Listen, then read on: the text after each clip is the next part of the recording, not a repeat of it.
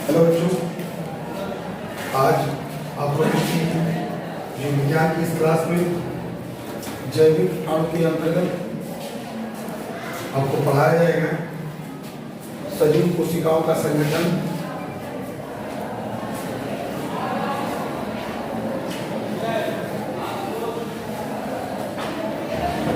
सजीव कोशिकाओं का संगठन एवं जैव अणु या जैविक अणु। जैविक अणु के अंतर्गत आप इस क्षेत्र में पढ़ेंगे कार्बोहाइड्रेट्स,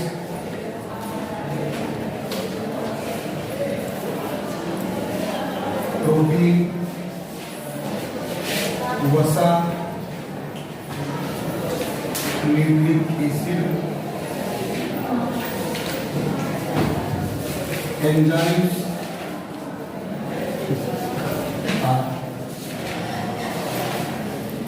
ये चीजें आपको बताइए। अध्याय का नाम है जैविक अणु। हम इसे सरल भाषा में समझ सकते हैं कि जीव शरीर में पाए जाने वाले कुछ ऐसे पदार्थ हैं जो रसायन से बने होते हैं, उन्हीं को हम क्या बोलते हैं? जैव अणु।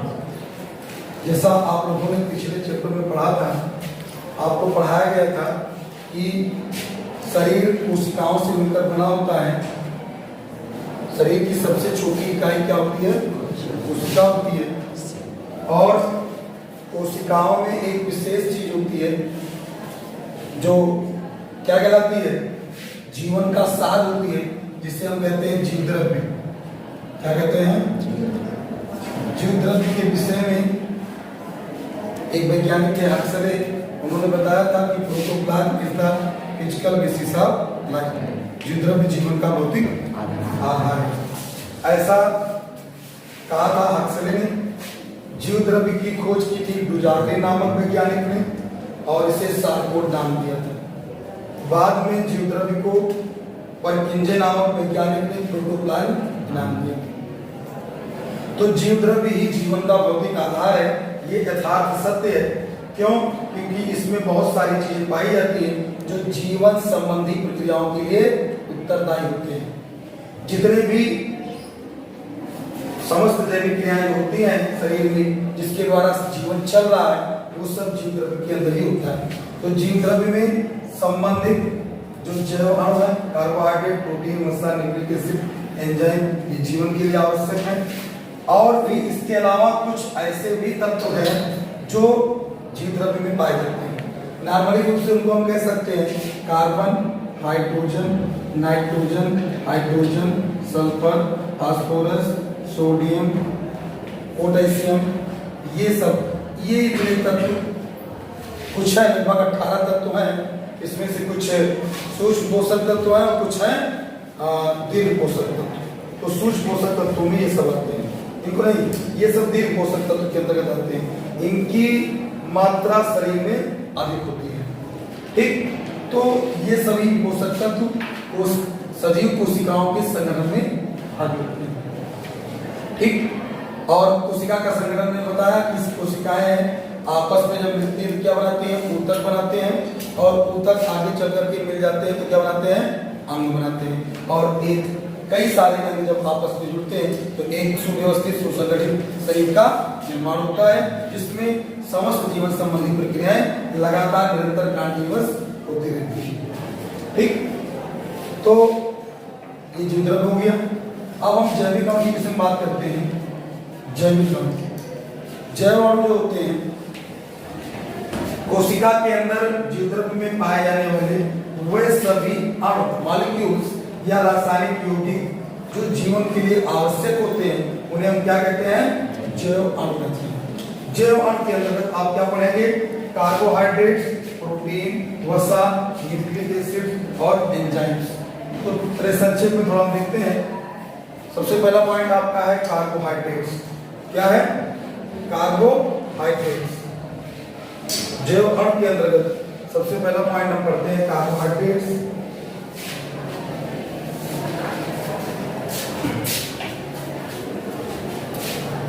कार्बोहाइड्रेट्स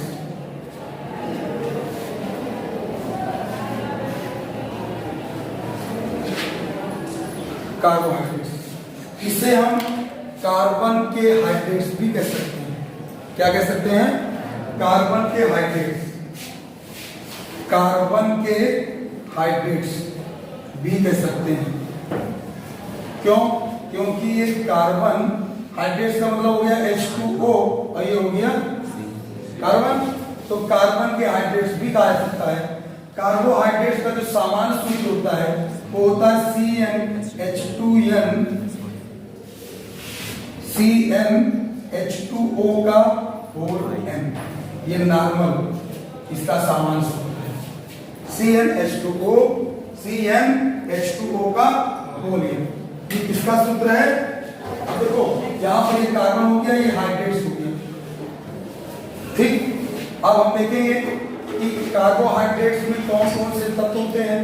तो अभी देखा आप लोगों ने, कार्बन अर्थात कार्बन, हाइड्रोजन, एवं ऑक्सीजन, ये तीन तत्व कार्बोहाइड्रेट्स में पाए जाते हैं। और कार्बोहाइड्रेट्स उच्च अणुभार वाले यौगिक भी हैं, उच्च अणुभार वाले यौगिक। पृथ्वी पर सबसे अधिक मात्रा में कौन सी चीज पाई जाती है? कार्बोहाइड्रेट ही पाया जाता है। अगर हम जैविक अणुओं की बात करें, कार्बोहाइड्रेट, प्रोटीन, वसा, विटामिन, न्यूक्लिक एसिड्स, एंजाइम्स की बात करें तो सबसे अधिक मात्रा में पृथ्वी पर कार्बोहाइड्रेट्स पाए जाते हैं। क्या पाए जाते हैं? कार्बोहाइड्रेट्स, ठीक। लेकिन जीव शरीर के अंदर इसकी मात्रा केवल सभी जैविक अणुओं की अपेक्षा 1% होती है। समझिए, कार्बोहाइड्रेट्स पृथ्वी पर सबसे अधिक मात्रा में पाए जाते हैं, लेकिन जीव शरीर के अंदर इसकी प्रतिशत मात्रा केवल 1% होती है, ठीक। तो कार्बन के हाइड्रेट्स को हम कार्बोहाइड्रेट्स कहते हैं, जो कार्बन, हाइड्रोजन एवं ऑक्सीजन तत्वों से मिलकर बना होता है।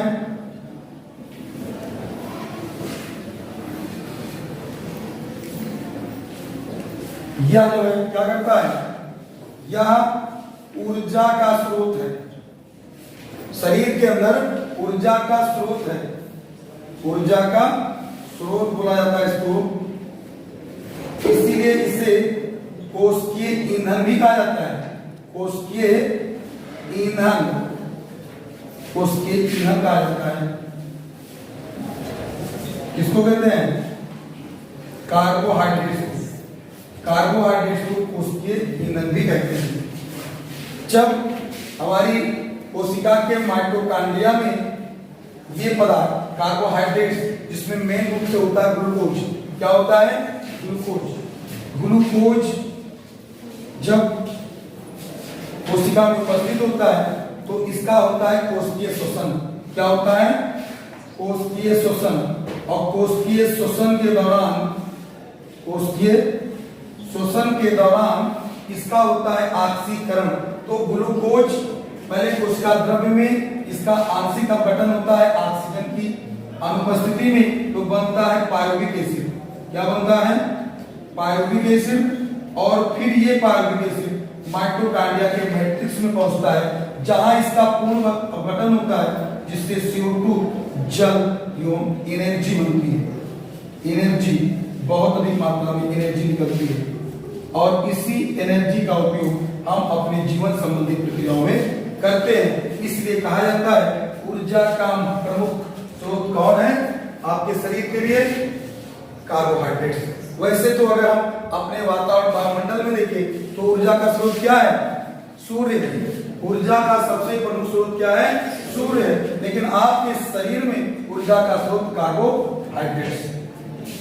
तो ये कार्बोहाइड्रेट्स का परिचय हो गया, ठीक। इसके अंतर्गत बहुत सारे यौगिक आते हैं, जैसे ग्लूकोज हो गया, फ्रक्टोज हो गया, सुक्रोज है, ग्लूकोज है, लैक्टोज है, ग्लाइकोजन है, स्टार्च है, और सेलुलोज है, इनुलिन है।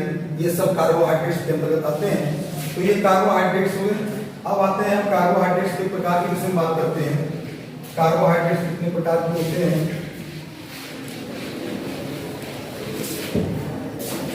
कार्बोहाइड्रेट्स के प्रकार,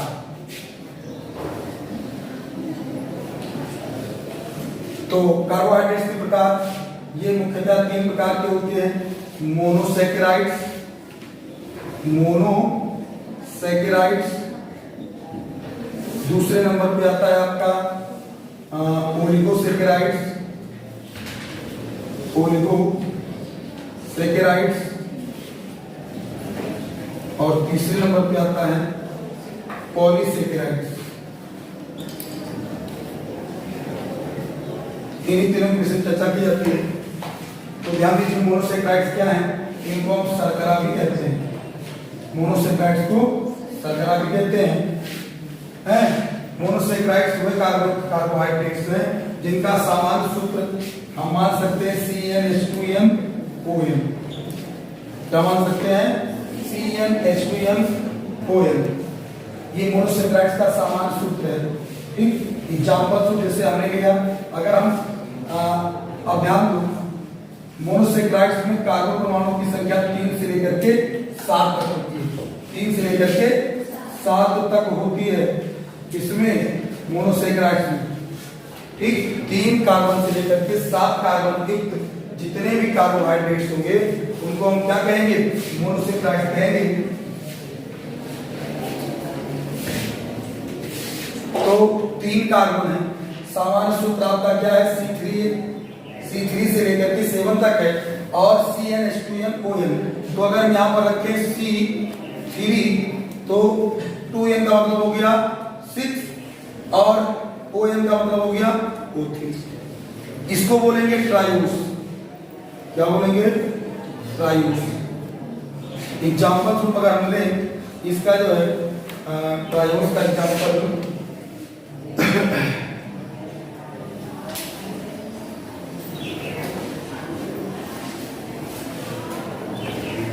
इसका एग्जाम्पल होगा ट्रायूस का 3 फास्फोग्लिसराइड, फास्फोग्लिसराइड।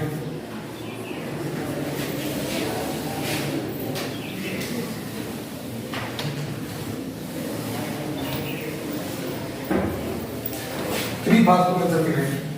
ठीक, और एक है हाइड्रोक्सी एसीटोन फास्फेट, या एसीटोन फास्फेट कह सकते हैं।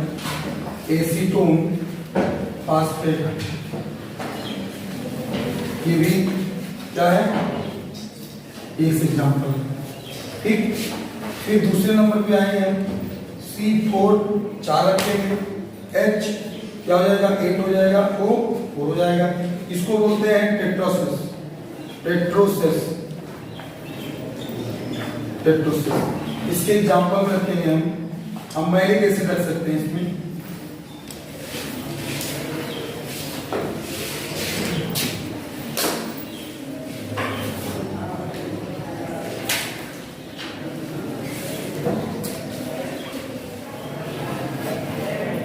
एरिथ्रोस और एरिथ्रोस नहीं।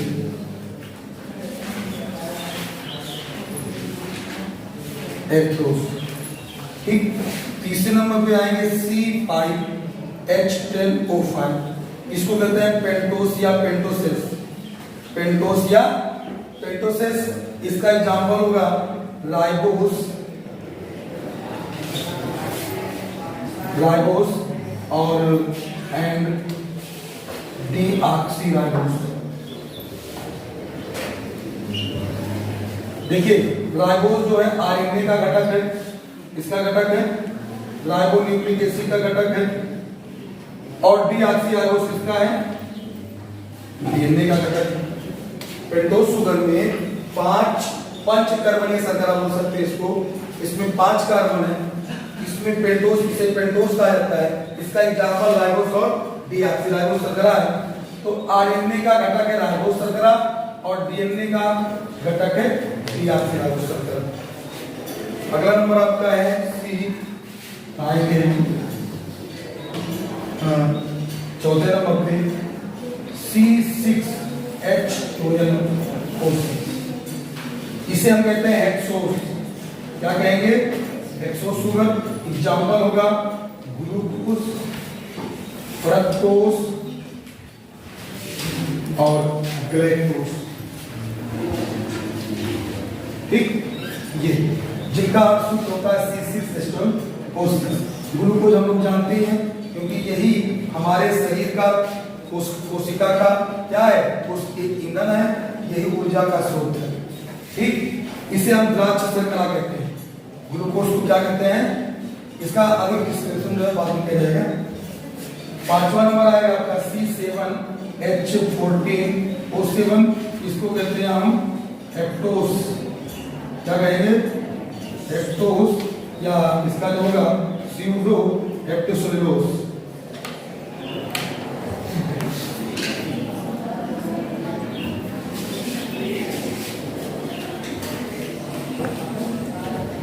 इसका एग्जाम्पल है। तो ये कार्बोहाइड्रेट्स में मोनोसेक्राइड्स हो गए, क्या हो गया, मोनोसेक्राइड्स। ठीक, तीन हो गए, 1 2 3 4 5। ठीक, जिसमें हमने बताया था 3 से लेकर के 7 कार्बन युक्त जो शर्कराएं होती हैं वो क्या कहलाती हैं, मोनोसेक्राइड्स। इनको हम सरल शर्करा भी कहते हैं। क्या कहते हैं, सरल शर्करा भी कह सकते हैं। ठीक, समझ आई बात। इसमें सबसे इंपॉर्टेंट शर्कराएं आपकी है डीएनए और आरएनए के घटक के लिए जो आपकी राइबोस और डीऑक्सीराइबोस है, तथा ये चौथे नंबर पे जो आपका ग्लूकोज, फ्रक्टोज और गैलेक्टोज, ये दो सबसे इंपॉर्टेंट है। और इसके अलावा ये जो आपका फास्फोग्लिसराइड है, एसीटोन फास्फेट है, ये आपको श्वसन क्रिया के दौरान जो कार्बोनिक एसिड बनता है वो फास्फोग्लिसराइड और एसीटोन फास्फेट से ही बनता है। वहां पढ़ेंगे इसको जब आप पढ़ेंगे श्वसन, सेलुलर रेस्पिरेशन, वहां इसको आपको पढ़ाया जाएगा। ठीक, तो ये पहला पॉइंट हो गया मोनोसेक्राइड। ठीक, नोट कर लो इसको।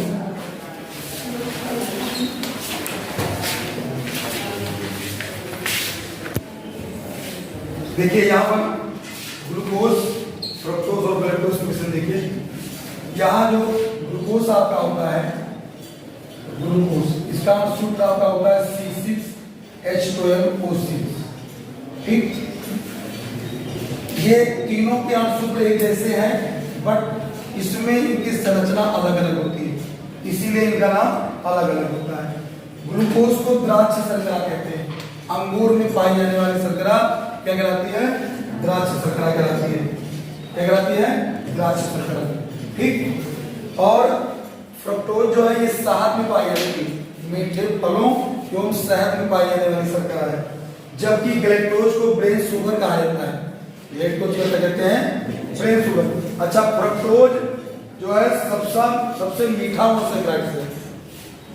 फ्रक्टोज क्या है, अगर क्वेश्चन आता है कि सबसे मीठे मोनोसेक्राइड का नाम लिखिए तो क्या है, फ्रक्टोज शुगर। ठीक, और गैलेक्टोज को ब्रेन शुगर कहते हैं। अच्छा, एक सैकरीन होती है, क्या होती है, सैकरीन। सैकरीन का आप लोगों ने नाम सुना होगा। सैकरीन एक आर्टिफिशियल शुगर है, कृत्रिम शुगर है, बनाई गई है। ये लगभग फ्रक्टोज से 250 गुना मीठी होती है, 250 गुना मीठी होती है। मधुमेह के रोगी जिनमें ब्लड शुगर होता है वो शुगर का यूज नहीं कर सकते, उनको रोका जाता है।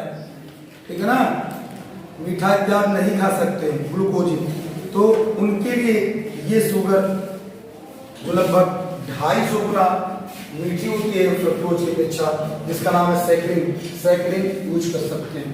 ठीक है ना। अब आपका दूसरा पॉइंट है मोनोसेक्राइड्स के बाद दूसरा क्या था, ओलिगोसेक्राइड्स। क्या था, ओलिगोसेक्राइड्स।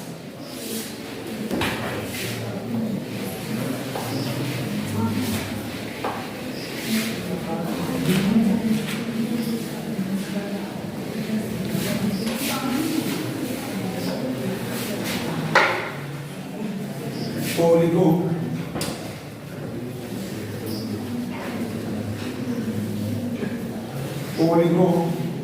ओलिगोसेक्राइड्स, ध्यान दीजिए, ये थोड़ा जटिल सेक्राइड्स है। मोनोसेक्राइड्स सरल शर्कराएं थी, ये थोड़ा जटिल शर्कराएं हैं। इनका निर्माण ओलिगोसेक्राइड्स का निर्माण 2 से 10 मोनोसेक्राइड्स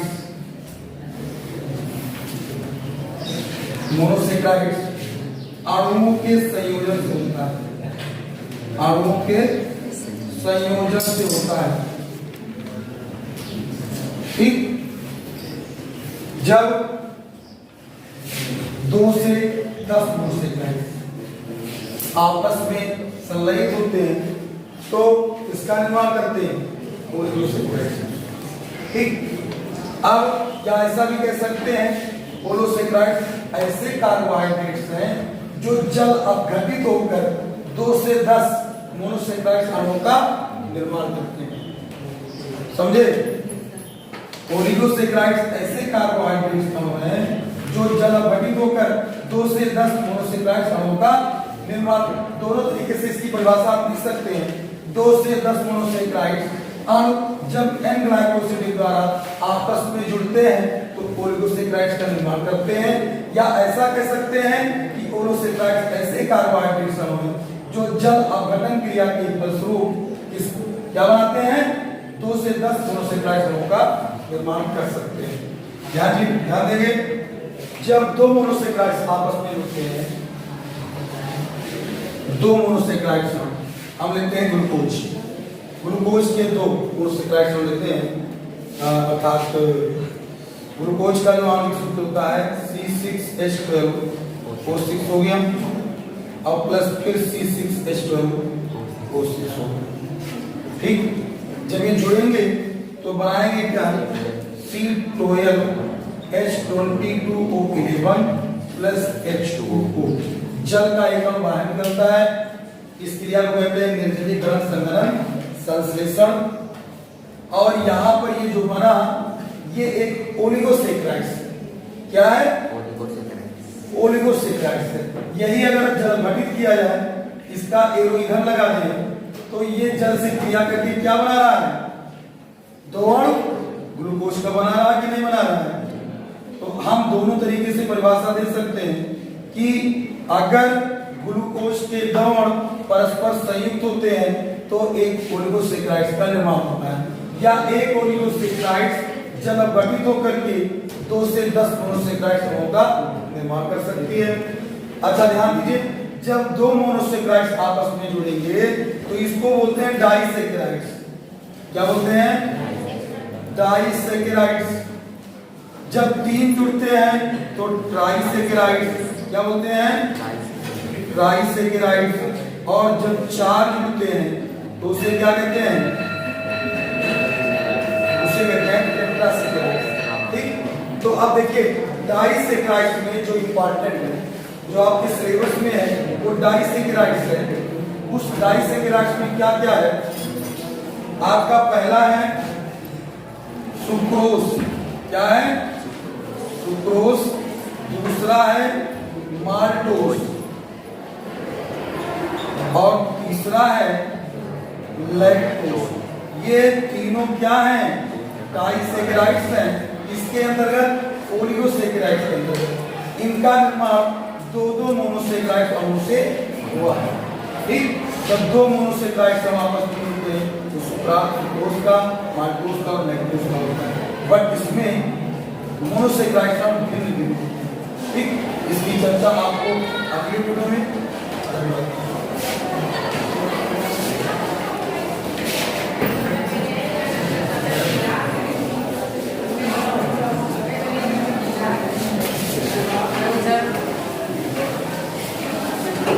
Para